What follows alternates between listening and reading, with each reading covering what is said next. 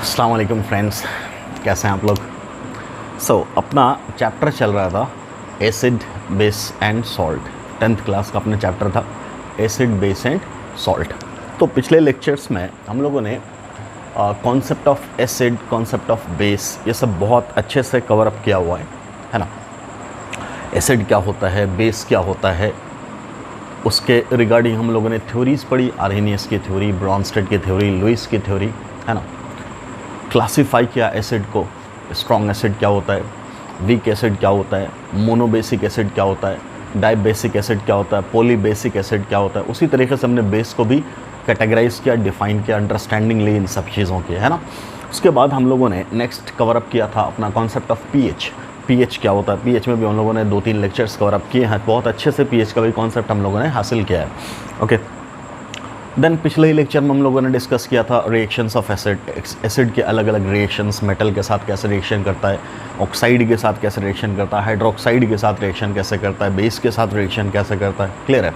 Sulphide, बाईसल्फाइड, hydrogen sulphide, इन सब चीज़ों के साथ, मेटल सल्फाइड्स के साथ कैसे, मतलब रिएक्शंस ऑफ एसिड हम लोगों ने पिछले लेक्चर में कवर अप किया है।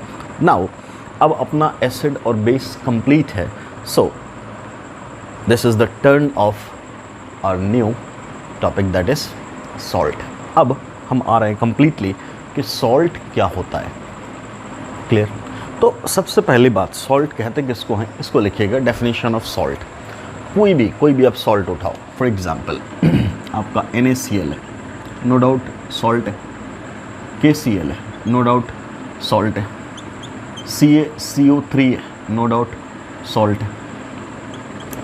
MgBr2 है, नो डाउट सॉल्ट है। Na2CO3 है, नो डाउट सॉल्ट है। CaSO4 नो डाउट सॉल्ट है। MgNO3 होल ट्वाइस, ये भी सॉल्ट है। कोई भी सॉल्ट आप उठाओ, इनफैक्ट ऐसा कंपाउंड, इन सबको हम लोग इकट्ठे क्या बोल रहे हैं बेटा, सॉल्ट बोल रहे हैं। CH3COONA, इसे भी सॉल्ट बोलते हैं। HCOOK, इसे भी हम लोग सॉल्ट बोलते हैं। देखेंगे अभी मैंने एग्जाम्पल्स लिए। इन सब को हम लोग क्या बोलते हैं, सॉल्ट। अब इन सब को एक एक करके आप देखो तो क्या कहोगे कि सर ये सब का सब आयनिक कंपाउंड है। क्या है ये, आयनिक कंपाउंड है। क्यों आयनिक कंपाउंड है? Because there is electrostatic interaction between this one and this one, similarly between this one and this one। Clear है। मतलब यहाँ एक केटाइन और एनाइन के बीच में इलेक्ट्रोस्टैटिक इंटरेक्शन है। There is electrovalent bond, ionic bond, therefore these compound are ionic compound. Clear. क्यों भैया? बिकॉज ये सब मेटल है। ये सब क्या है? मेटल है। ठीक। मेटल और नॉन मेटल के बीच में कैसा बॉन्ड बनता है? Ionic bond. क्या बोलेंगे? इस सोडियम पे प्लस चार्ज, क्लोरीन पे माइनस चार्ज, पोटेशियम पे प्लस चार्ज, इस क्लोरीन पे माइनस चार्ज, इस कैल्शियम पे +2 यूनिट का चार्ज, इस कार्बोनेट आयन पे 2 यूनिट का नेगेटिव चार्ज, इस मैग्नीशियम पे +2 यूनिट का चार्ज, ब्रोमीन पे -1 यूनिट का चार्ज, सोडियम पे +1 यूनिट का चार्ज, इस कार्बोनेट पे होल 2 माइनस का चार्ज। ऐसे ही यहाँ भी। क्लियर है। तो आप क्या बोलेंगे कि इन सब में आपको क्या खास बात दिख रही है कि सर ये आयनिक कंपाउंड हैं। क्लियर। इसका मतलब क्या हुआ? सॉल्ट कैसा कंपाउंड होता है? आयनिक कंपाउंड होता है, जिसमें एक पार्ट क्या कहलाएगा? केटाइन, दूसरा पार्ट क्या कहलाएगा? एनायन। क्लियर। तो पहली बात जो हम लोग सॉल्ट से रिलेटेड लिखेंगे वो क्या लिखेंगे? Salts are in general ionic compound. आगे चल करके, बहुत आगे 11th क्लास में जब आप इंटर करेंगे तो तीसरे चौथे चैप्टर में वहाँ पे एक चीज़ पढ़ते हैं हम लोग, फजान्स रूल। बहुत आगे की बात है, आपके लेवल की बात ही नहीं है। वहाँ देखते हैं फजान, इनफैक्ट जो आप 9th-10th में केमिस्ट्री पढ़ते हो, आगे चल करके केमिस्ट्री बहुत रैंडम वे में चेंज होगी, अकॉर्डिंग टू कॉन्सेप्ट चेंज होगी। बहुत नए नए कॉन्सेप्ट आप वहाँ पढ़ोगे। तो जो आपने 9-10 में फाउंडेशन अपना बनाया है ना, आप ये मत समझना कि यही सब कुछ है। बहुत नई नई चीज़ें आप सीखेंगे केमिस्ट्री में, हर स्टेप पे नई चीज़ें दिखेंगी आपको। तो वहाँ आप जैसा भी बोलते हो, आप ionic compound, metal ionic compound बनाता है, मेटल इलेक्ट्रॉन देता ही है, ये सब बातें हम लोग जानते हैं ना। 11th-12th में जाकर के कुछ चीज़ें बदलेंगी।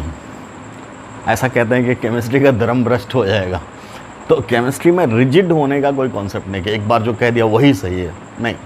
जगह जगह पे चीज़ें बदलती हैं, स्टेटमेंट्स बदलते हैं। लाइक अभी आपने बोला आयनिक कंपाउंड, वहाँ बोलेंगे इस आयनिक कंपाउंड के अंदर कोवेलेंट कैरेक्टर है। तब फैजान का एक रूल आएगा कि कोई भी आयनिक कंपाउंड कंप्लीटली आयनिक नहीं होता, कोई भी कोवेलेंट कंपाउंड कंप्लीटली कोवेलेंट नहीं होता। हर आयनिक कंपाउंड में कोवेलेंट कैरेक्टर होता है, हर कोवेलेंट कंपाउंड में कुछ आयनिक कैरेक्टर होता है। तब वहाँ बात करेंगे कि कोई भी कंपाउंड कितना परसेंट आयनिक है, कितना परसेंट कोवेलेंट है, ऐसी बात करेंगे। जैसे हर इंसान, उसके अंदर कुछ अच्छाइयाँ होती हैं, हर इंसान उसके अंदर कुछ बुराइयाँ होती हैं। कोई भी परफेक्ट अच्छा नहीं होता, कोई भी परफेक्ट बेकार नहीं होता, कुछ ना कुछ तो अच्छाई बुराइयाँ हैं। ऐसे ही कंपाउंड्स का बिहेवियर है। खैर, तो हम क्या कह रहे हैं कि सॉल्ट को इन जनरल क्या बोला, आमतौर से। क्लियर है? इन जनरल क्या बोला? तो पहला पॉइंट क्या लिखेंगे? In general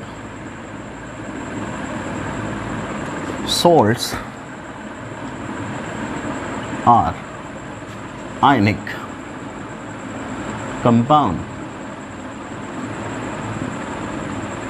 In general, salt क्या है? आयनिक कंपाउंड, ठीक है, which consists of two different parts. One is cation and another is anion. Clear है? कीटाइन किसे बोलते हैं हम लोग? पॉजिटिवली चार्ज्ड एटम या ग्रुप ऑफ एटम। एनाइन किसे बोलते हैं? नेगेटिवली चार्ज्ड एटम या ग्रुप ऑफ एटम। क्लियर है? समझ में आ रही बात? जैसा आपने बोला सोडियम क्लोराइड, तो इस सोडियम क्लोराइड का दो कंपोनेंट है, एक है Na और दूसरा है Cl। और इस Na पे कंप्लीटली 1 यूनिट का पॉजिटिव चार्ज है और इस Cl पे कंप्लीटली 1 यूनिट का नेगेटिव चार्ज है।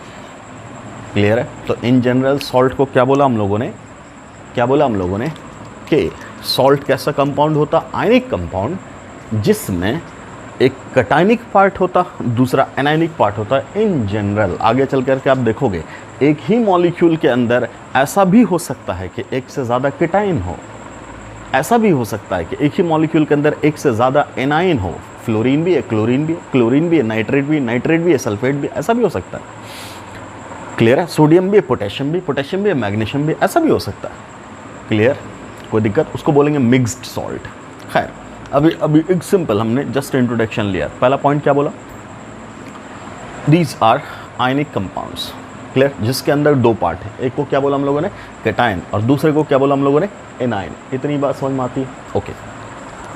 अब जो आपने एसिड बेस का रिएक्शन लिखा था, तो वहाँ पे आपने एक जनरल रिएक्शन क्या लिखा था कि जब भी एसिड और बेस का रिएक्शन होता है तो किसका फॉर्मेशन होता है? सॉल्ट और वाटर का फॉर्मेशन होता है। सॉल्ट और वाटर का फॉर्मेशन होता है। तो आप इन जनरल क्या लिख सकते हो कि सॉल्ट का फॉर्मेशन कैसे होता है, कैसे सॉल्ट बनता है भैया? आपसे पूछा जा सकता है कि बताओ भाई सॉल्ट क्या होता है। ये तो आपने डिफाइन कर दिया, ठीक है, कि आयनिक कंपाउंड है जिसके अंदर कीटाइन और एनायन दो डिफरेंट पार्ट्स होते हैं। अब दूसरा पॉइंट आप क्या बोलोगे? Salts are formed during neutralization reaction of acid and base।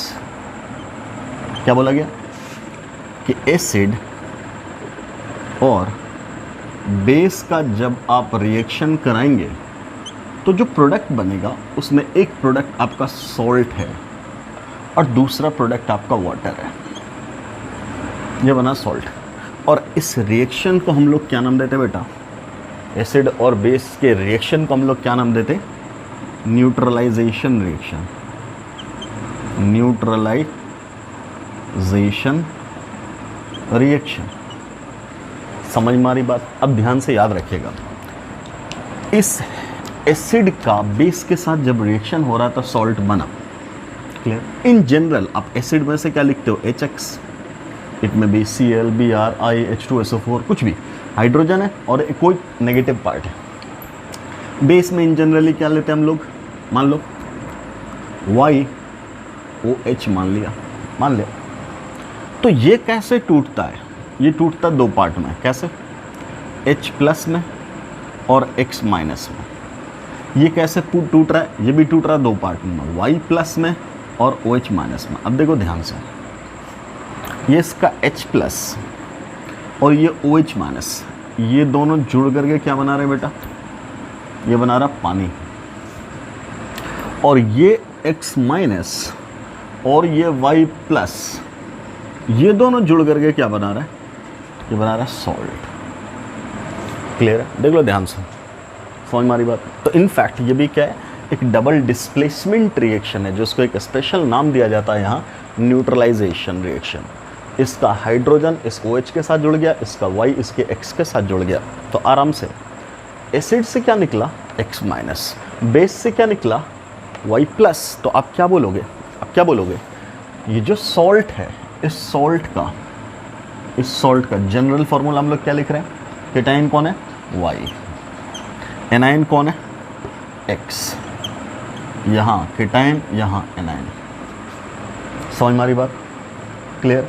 तो ये केटाइन कहाँ से आता हुआ दिख रहा है आपको, केटाइन कहाँ से आता हुआ दिख रहा है, फ्रॉम बेस। और ये एनाइन कहाँ से आता हुआ दिख रहा है बेटा आपको, फ्रॉम एसिड। समझ में आती है बात, कहाँ से आता हुआ दिख रहा है एनाइन आपको, फ्रॉम एसिड। एक example, let we have NaCl। समझना आराम से, ये जो NaCl सॉल्ट है, इसमें दो पार्ट है ना, एक केटाइन एक एनाइन। तो ये क्या है, केटाइन, और ये क्या है, एनाइन। अब मैंने जैसे बोला, केटाइन कहाँ से आएगा, बोलो कहाँ से आएगा, देख लो, केटाइन कहाँ से आया, बेस से, ठीक, फ्रॉम बेस। और ये एनाइन कहाँ से आएगा, फ्रॉम एसिड। क्लियर। यहाँ से एक छोटा सा सवाल पूछा जा सकता है कि बताइए, ये जो सॉल्ट बना है NaCl, ये किस एसिड और किस बेस से आया, इसका ओरिजिनल जिस चीज़ को आपने मिलाया तो सॉल्ट बना। तो कौन सा एसिड और कौन सा बेस का सॉल्यूशन मिलाए हो कि NaCl बना है, पूछा जा सकता है ना सवाल। क्लियर। तब इसको पकड़ने के लिए क्या तरीका है कि आप सबसे पहले दिए हुए सॉल्ट का केटाइन और एनाइन पता करो। तो केटाइन कौन सा है, Na+, और एनाइन कौन सा है, Cl-। ये पकड़ लिया। क्लियर। अब पता है कि ये आएगा बेस से और ये आएगा एसिड से, जो मैंने आपको दिखाया। इतनी बात क्लियर करो। अब ध्यान से, जो आपका केटाइन आया है वो कहाँ से आया है, बेस से। और बेस में क्या होगा, OH- हाइड्रोक्साइड। तो आप इसमें जोड़ दो OH, क्या जोड़ दो, OH। कितना OH जोड़ोगे इस चार्ज को देखते हुए, कितना चार्ज है, 1+, तो कितना OH जोड़ोगे, 1-। तो ये बन जाएगा क्या भैया, NaOH। क्लियर। और ये जो Cl- है, इसमें क्या जोड़ोगे, H+। क्यों भाई, क्योंकि ये एसिड से आया है, तो H+ जोड़ो। तो इसका H+ जोड़ते ही क्या बन जाएगा, ये HCl। तो जो ओरिजिन था इस सॉल्ट का, जो ओरिजिन था, तो वो ओरिजिन क्या था आपका, सोडियम हाइड्रोक्साइड और HCl। इस एसिड और बेस से आपको क्या मिला है, ये सॉल्ट मिला है NaCl। क्लियर है। क्या इतनी बात समझ में आई। क्या मैं एक छोटा सा एग्जांपल और दूं, आप अटेम्प्ट कर सकते हो। फॉर एग्जांपल मैंने आपसे बोला पोटेशियम नाइट्रेट, ये सॉल्ट है भाई साहब, ज़रा पता करना जल्दी से, ये किस एसिड और किस बेस से ये पोटेशियम नाइट्रेट सॉल्ट बना। फिर मैं इसको मिटा करके आपसे डिस्कस करता हूँ। जल्दी जल्दी ट्राई करो।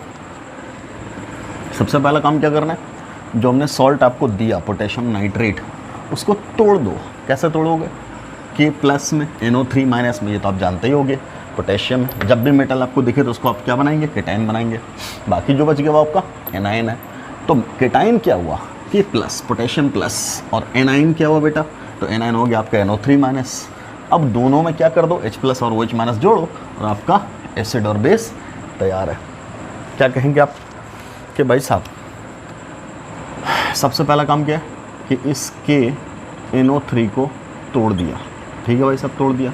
जब तोड़ दिया तो क्या बना, K प्लस, और क्या बना NO3 माइनस, ये केटाइन और ये एनाइन। हमने क्या बोला, ये कहाँ से आया होगा, केटाइन कहाँ से आता है, बेस से। तो बेस के लिए क्या करना पड़ेगा आपको, OH जोड़ो।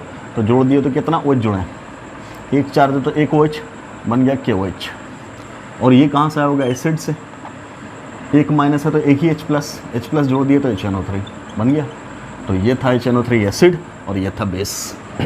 क्लियर, एक सिंपल सा, थोड़ा सा अच्छा है क्वेश्चन, अच्छे से अटेम्प्ट लेना। Al2SO4 बताओ भाई साहब, इस सॉल्ट का एसिड कौन है और बेस कौन है, बोलने ज़रा, आराम से देखना है और बोलना है। तरीका मैंने आपको समझाया, क्या करना है। पहला स्टेप क्या लोगे, बिल्कुल सेम जैसे ऊपर तोड़ा आपने, सेम यहाँ भी तोड़ दो। किस में तोड़ना है, एल्युमिनियम और सल्फेट में। अब आपको ये ज़रूर पता होना चाहिए बेटा कि एल्युमिनियम पे चार्ज कितना होगा, सल्फेट पे के चार्ज कितना होगा, वो यहाँ से भी निकाल सकता हूँ। इसकी वैलेंसी 3 दिख रही है, 3 प्लस, इसकी वैलेंसी 2 दिख रही है, 2 माइनस। इतना तो आइडिया होगा आपको, या नहीं तो मैंने तरीका बता दिया। अब ये कैटायन कहाँ से आना है, बेस से, और वो क्या है, एनायन कहाँ से आना, एसिड से। अब आराम से कितना OH माइनस दें एक एल्युमिनियम को, ताकि इसका 3 यूनिट का पॉजिटिव चार्ज न्यूट्रलाइज हो जाए। तो एक OH माइनस पे 1 यूनिट का चार्ज, तो 3 पे 3 यूनिट का चार्ज। तो बोलेंगे भैया 3 OH दे दो, तो जैसे ही दोगे तो ये AlOH होल थ्राइस, ये बन गया सर, ये है बेस। इसको कितना दे H प्लस आइन, तो बोलेंगे भाई साहब 1 पे 2 यूनिट का चार्ज है, 1 H प्लस 1 चार्ज देगा, 2 H प्लस 2 यूनिट का चार्ज देगा, तो 2 दे दो। 2 देते ही H2SO4। तो aluminium hydroxide is the base and sulfuric acid is the acid which has been used in the formation of aluminium sulfate।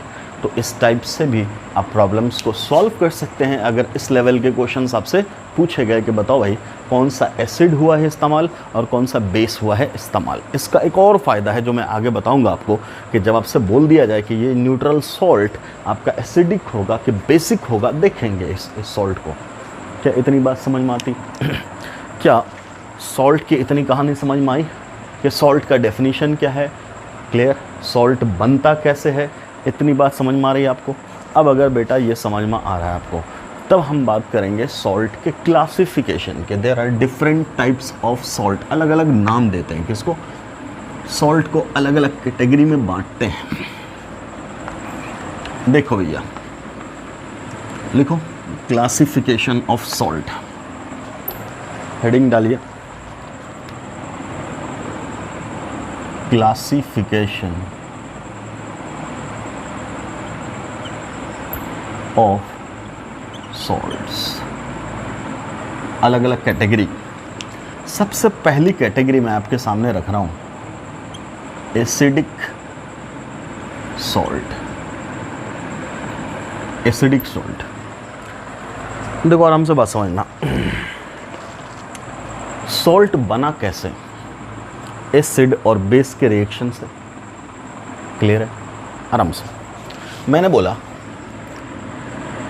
HCl लिया और NaOH लिया, बन गया भैया NaCl प्लस H2O, बन गया। अब ध्यान से, अगर मैं यहीं पे H2SO4 ले लूं और NaOH ले लूं, क्या हो सकता है? आगे सोचना आराम से।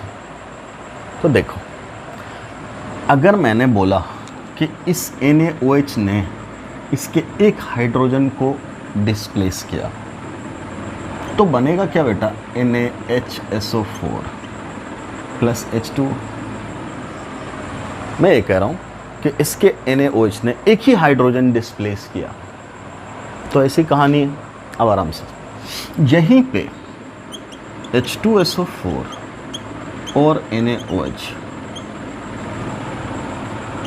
Na2SO4 कर दिया मैंने, तो यहाँ H2 है। अब आराम से अब मैंने बोला इसका दोनों ही हाइड्रोजन डिस्प्लेस कर दिया, किसने? सोडियम हाइड्रोक्साइड ने। अब यहाँ बैलेंस करना पड़ेगा ना, तो बैलेंस ज़रा करना, सोडियम 2 तो सोडियम 2, यहाँ पे 2 कर दो, रिएक्शन बैलेंस्ड। दोनों रिएक्शन वही है, दोनों का फ़र्क समझिएगा। ये तो आपका कंप्लीटली बैलेंस्ड इक्वेशन हुआ। अब सुनो, सल्फ्यूरिक एसिड का 2 हाइड्रोजन रिप्लेसेबल है, ये मैं पहले ही बात कर चुका हूँ। इस दोनों हाइड्रोजन को अगर आपको हटाना है, न्यूट्रलाइज करना है, तो इसके लिए सोडियम हाइड्रोक्साइड का कितना मोल चाहिए? 2 मोल। क्लियर? अब ये आपके ऊपर है, आप कितना मिलाते हो, किस रेशियो में मिलाते हो। मतलब ये रिएक्शन होने के लिए इन दोनों का रेशियो 1:2 चाहिए। अगर मैंने ये 1 मोल लिया और ये 1 ही मोल लिया, तो क्या ये रिएक्शन हो पाएगा? नहीं। क्यों? क्योंकि आपने 1:2 नहीं लिया है, जितना लेना चाहिए उससे कम ले लिया। तो अगर हम इसका 1 ही मोल रखें तो ऑब्वियस है कि इसके दोनों रिप्लेस नहीं हो पाएंगे, एक ही रिप्लेस हो पाएगा। मतलब अगर ये 1:1 रेशियो में लिया तो ऊपर वाले रिएक्शन होगा, 1:2 रेशियो में लिया तो नीचे वाला रिएक्शन होगा। अब समझना, क्या यहाँ पर रिएक्शन बैलेंस है? आप चेक कर लो, पूरा बैलेंस है। अब ध्यान से, अगर इस सल्फ्यूरिक एसिड का 2 रिप्लेसेबल हाइड्रोजन था, 2 एसिडिक हाइड्रोजन था, उसमें से एक ही हाइड्रोजन डिस्प्लेस हो पाया, एक हाइड्रोजन अभी भी यहाँ प्रेजेंट है, बट यहाँ इस सल्फ्यूरिक एसिड का दोनों हाइड्रोजन जा चुका है। अब आराम से बेटा, क्या तुम इसे सॉल्ट बोलोगे? बोलेंगे यस सर। हाउ? तो बोलेंगे सर अभी भी इसके अंदर Na+ है, HSO4- है। क्या ये केटाइन एनायन नहीं है? बिल्कुल है। तो क्या ये सॉल्ट है? बिल्कुल सॉल्ट है। What about this? तो बोलेंगे इसके अंदर तो है ही क्या, 2 Na+ है और SO4 है। ये भी केटाइन एनायन रखता है, ये भी सॉल्ट है। अब आराम से, क्या इसके अंदर कोई एसिडिक हाइड्रोजन आपको दिख रहा है? नहीं। बट इसके अंदर अभी भी एक एसिडिक हाइड्रोजन है, अभी भी एक एसिडिक हाइड्रोजन है जिसको अगला NaOH डिस्प्लेस कर सकता है। इसका मतलब सॉल्ट दोनों है, सॉल्ट दोनों है। क्लियर? लेकिन एक ऐसा सॉल्ट जिसके अंदर स्टिल अभी भी एक रिप्लेसेबल हाइड्रोजन या एक एसिडिक हाइड्रोजन या एक रिमूवेबल हाइड्रोजन प्रेजेंट है, ऐसे सॉल्ट को हम लोग एसिडिक सॉल्ट बोलेंगे। तो पहला बात मैं क्या लिख रहा हूँ, मैं पहली बात क्या लिख रहा हूँ, those salts which contain at least one acidic hydrogen, ऐसे सॉल्ट जिसके अंदर कम से कम एक एसिडिक हाइड्रोजन प्रेजेंट है या एक भी नहीं है। क्लियर? तो ऐसे सॉल्ट को क्या बोलेंगे? बोलो, ऐसे सॉल्ट को क्या बोलेंगे? Acidic salt. अब ध्यान से, आपने रिएक्शन में NaOH का ही इस्तेमाल किया, तो यहाँ तुम क्या बोलोगे? इसको कंप्लीटली न्यूट्रलाइज करने के लिए इक्वेशन कह रहा है कि आपको 2 मोल चाहिए, किसका? NaOH का। जब आपने 2 मोल दे दिया बेटा, तब ये कंप्लीटली न्यूट्रलाइज हो गया। यहाँ चूंकि आप 2 मोल नहीं दे पाए, तभी तो कंप्लीटली न्यूट्रलाइज नहीं हुआ। क्या इसका कंप्लीट न्यूट्रलाइजेशन हुआ? बोलो, हुआ क्या?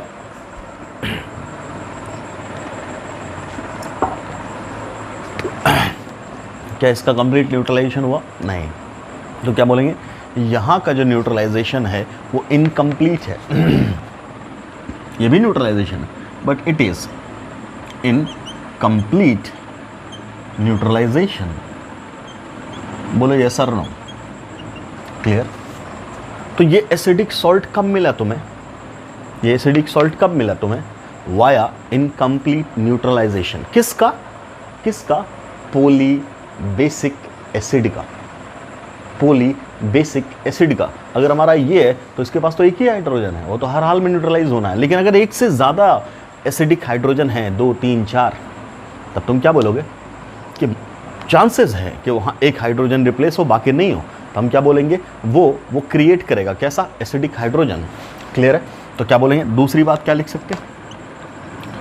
This type of salts are obtained via incomplete neutralization of any poly basic acid, जिसको बोलते हैं पॉली बेसिक एसिड, एक ऐसा एसिड जिसमें एक से ज़्यादा रिप्लेसेबल हाइड्रोजन एटम्स प्रेजेंट हों। क्या इतनी बात मुकम्मल आपको क्लियर है? मैं इसको एक और बार समझाऊंगा आपको, एक और एग्जांपल देता हूँ। अभी मैंने सल्फ्यूरिक एसिड का एग्जांपल दिया, अब मैं आपको H3PO4 का एग्जांपल दे रहा हूँ। Okay, let's see. मान लो मैंने इसी की जगह एक दूसरा पॉली बेसिक एसिड चुना, लेट इट इज H3PO4। तो मुझे बताओ पहली बात कि H3PO4 के अंदर, अगर आपको पुराने लेक्चर, पिछले लेक्चर याद हो, तो आप मुझे पहले एक बात ये बताओ कि H3PO4 के अंदर कितने रिप्लेसेबल हाइड्रोजन एटम्स हैं, एसिडिक हाइड्रोजन कितना है। मैंने ऑलरेडी आपको एसिड वाले कॉन्सेप्ट में समझाया था। लास्ट में मैंने आपको एक लिस्ट भी बना के दिया था कि कुछ ना याद रखो तो कम से कम ये लिस्ट याद रखो कि कौन कौन से एसिड का बेसिसिटी या रिप्लेसेबल हाइड्रोजन कितने होते हैं, ये सब बोला था मैंने।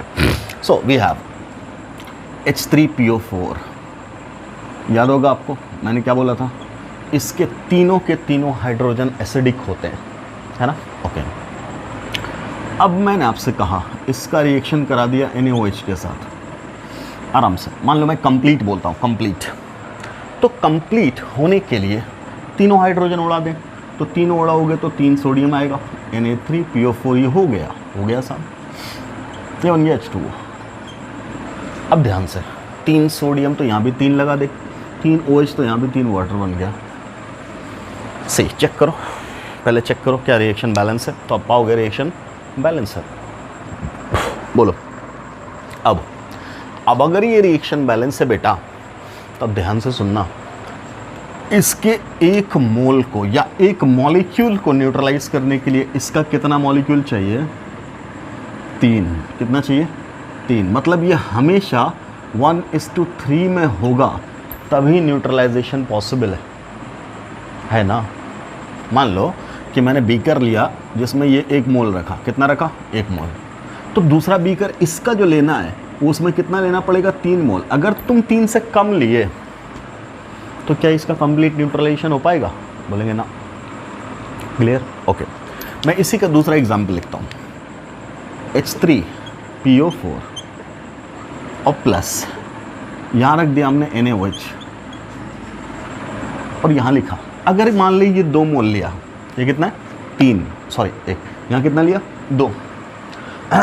तो इसका 2 मोल, इसके 2 ही हाइड्रोजन तो उड़ा पाएगा।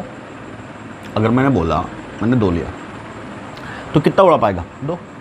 जब 2 उड़ गया तो बचा कितना? 1 हाइड्रोजन बच गया उसके अंदर। तो यहाँ तुम क्या लिखोगे? Na2HPO4 और 2 उड़ाया हो तो 2 पानी बना दो। बोलो बेटा। ओके, अगला लिखा मैंने H3PO4 और फिर लिखा NaOH। अब मैंने एक ही मोल लिया, तो अब तुम क्या बोलोगे? सर 3 में से एक ही तो जाएगा, तो बचेगा क्या? NaH2PO4 और प्लस एक ही वाटर मॉलिक्यूल बनेगा। अब ध्यान से, ये तीनों का तीनों सॉल्ट है बेटा, ये भी सॉल्ट है, ये भी सॉल्ट है, ये भी सॉल्ट है। सॉल्ट तीनों है। बोलिए, क्या इसके अंदर रिप्लेसेबल हाइड्रोजन है? बोलेंगे yes sir, still it has replaceable hydrogen. कितना? 2। इसके अंदर बोलेंगे यस सर, 1 है कम से कम। तो इन दोनों को तुम क्या बोलोगे इकट्ठे कि सर ये दोनों का दोनों क्या है? बोलेंगे एसिडिक सॉल्ट है। क्यों? Because it contains replaceable hydrogen. What about this? No replaceable hydrogen. कोई भी रिप्लेसेबल हाइड्रोजन इसके अंदर बचा क्या? नहीं, तो कंप्लीटली न्यूट्रलाइज हो चुका है। जब कंप्लीटली न्यूट्रलाइज हो जाए देन व्हाट विल यू से? बोलेंगे इसको नॉर्मल सॉल्ट। क्या बोलेंगे? Normal salt. आएंगे इसके ऊपर भी। क्या कहानी समझ में आई? क्या बोला गया कि कोई भी पॉली बेसिक एसिड ले लो, कोई भी पॉली बेसिक एसिड ले लो, उस पॉली बेसिक एसिड का इनकम्प्लीट न्यूट्रलाइजेशन कराओ। यहाँ मैंने कंप्लीट कर दिया। कंप्लीट कब होगा? जब इसके सारे हाइड्रोजन उड़ जाए। क्लियर? किसी भी पॉली बेसिक एसिड का इनकम्प्लीट न्यूट्रलाइजेशन कराने के बाद जो सॉल्ट बनता है उसमें definitely at least 1 replaceable hydrogen atom मिलेगा ही मिलेगा। क्लियर? तब ऐसे सॉल्ट को हम लोग क्या नाम देंगे? Acidic salt. क्या नाम देंगे? Acidic salt. क्लियर? समझ में आ रही बात? अगर सबका सब न्यूट्रलाइज हो गया तब क्या नाम देंगे? तब बोलेंगे उसको नॉर्मल सॉल्ट। क्लियर? चलिए एक और एग्जांपल लेते हैं। मान लो मैंने आपसे बोला आपके सामने है एसिटिक एसिड। क्या है? Acetic acid CH3COOH। क्या है आपके सामने? CH3COOH। पहले बात बता इसके अंदर हाइड्रोजन एटम कितने हैं? तो बोलेंगे सर CH3COOH का मतलब 4 हाइड्रोजन एटम है। अब याद करो पिछले लेक्चर को, क्या चारों का चारों हाइड्रोजन रिप्लेसेबल है? बोलिए, क्या चारों हाइड्रोजन रिप्लेसेबल है? Let we have CH3COOH। बोलेंगे नहीं, ये तीनों रिप्लेसेबल नहीं है। रिप्लेसेबल कौन? Only one. ठीक, इसका रिएक्शन करा दिया NaOH के साथ, क्या बना? बन गया CH3COO Na प्लस H2O। आराम से। इसके अंदर अभी भी 3 हाइड्रोजन एटम प्रेजेंट है। बोले कि नहीं? 3 हाइड्रोजन एटम अभी भी प्रेजेंट है। क्लियर? तो ये सॉल्ट कैसा हुआ? क्या ये एसिडिक सॉल्ट है? नहीं। क्यों सर? बिकॉज ये तीनों हाइड्रोजन एटम एसिडिक थोड़ी ना है, रिमूवेबल थोड़ी ना है। याद है ना आपको एसिटिक एसिड का क्या स्ट्रक्चर क्या था? Double bond OH, hydrogen hydrogen hydrogen. क्या ये तीनों हाइड्रोजन एसिडिक है? नहीं भैया। क्यों नहीं है? बिकॉज ये कार्बन से जुड़ा है, और कार्बन क्या है? Very less electronegative atom. Acidic hydrogen किसको बोलते थे? जिसमें एक रिमूवेबल हाइड्रोजन हो कम से कम, जो रिमूवेबल हाइड्रोजन हो। क्लियर? कौन होता था रिमूवेबल हाइड्रोजन? जो हाईली इलेक्ट्रोनेगेटिव एटम के साथ जुड़ा है, जैसे कि आपका ये हाइड्रोजन एटम जो ऑक्सीजन के साथ जुड़ा है। And we know oxygen is the second most electronegative element. Clear है? तो भैया ये तीनों हाइड्रोजन एटम तो है, बट इसका कोई कीमत नहीं है। क्यों? क्योंकि ये रिप्लेसेबल नहीं है, और रिप्लेसेबल नहीं हुआ तो ठीक है, सॉल्ट में भी वो प्रेजेंट है, उससे हमें क्या लेना देना। क्या इसको हम लोग एसिडिक सॉल्ट बोलेंगे? नहीं वैसे, इसको क्या बोलेंगे? नॉर्मल सॉल्ट बोलेंगे। तो मुझे लगता है ये लेक्चर ख़त्म नहीं हो पाएगा यहाँ तक, क्योंकि अभी मैं और कुछ भी डिस्कस कर रहे हैं। तो सॉल्ट में कोई बात नहीं, हम अगला लेक्चर भी लेंगे सॉल्ट को और आपको एक्सप्लेन करने के लिए बहुत अच्छे से। घबराने की बात नहीं, ऑलमोस्ट हमारा चैप्टर कवर अप होने को है। एक लेक्चर और लगेगा अपना, तो बहुत कायदे से एक एक चीज़ को समझते हुए इस लेक्चर को थोड़ा सा अच्छे से 2-3 बार रिवाइज ज़रूर कीजिएगा, है ना? तो आपके कॉन्सेप्ट्स खूब खुलेंगे अच्छे से। क्लियर? तो आई होप आपको ये लेक्चर पसंद आया होगा। नेक्स्ट लेक्चर में इंशाल्लाह हम लोग कंप्लीट करेंगे chapter. Thanks for watching the video. अस्सलाम वालेकुम।